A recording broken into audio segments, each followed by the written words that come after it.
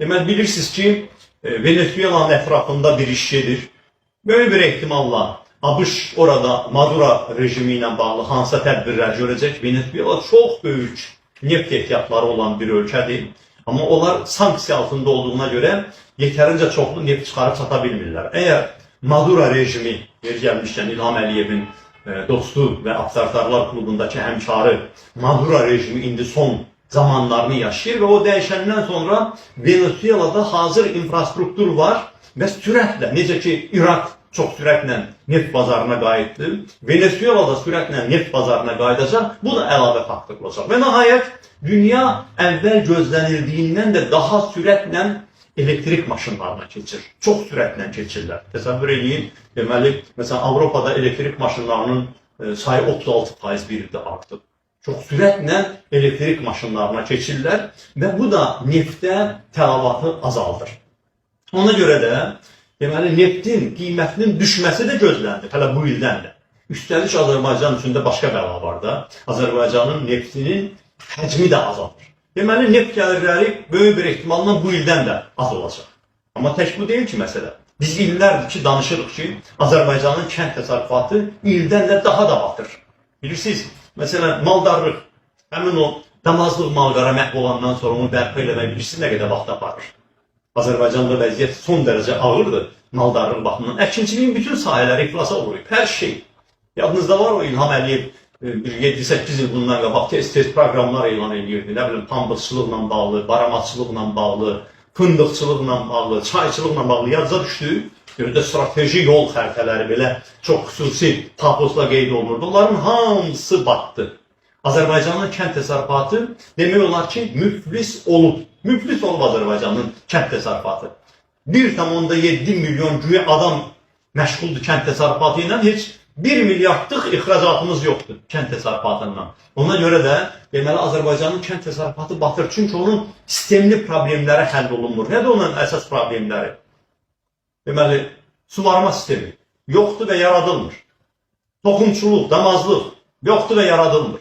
Texnika ilə, uyğun qiymətə, gübrələrlə təmin olunmaq həll olunmur. Bazar yaratmaq həll olunmur.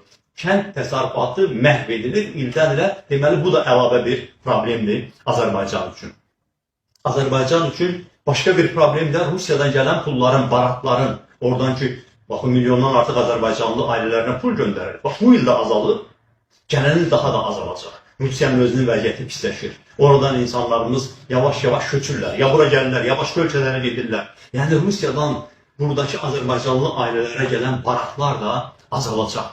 Və bütün bunların hamısı, o cümlədən monopoliyada sıxır da, real olaraq iş yerləri azalır. Baxın, bu ilin ərzində 23 min nəfər işdən çıxardıblar dövlət sektorunda.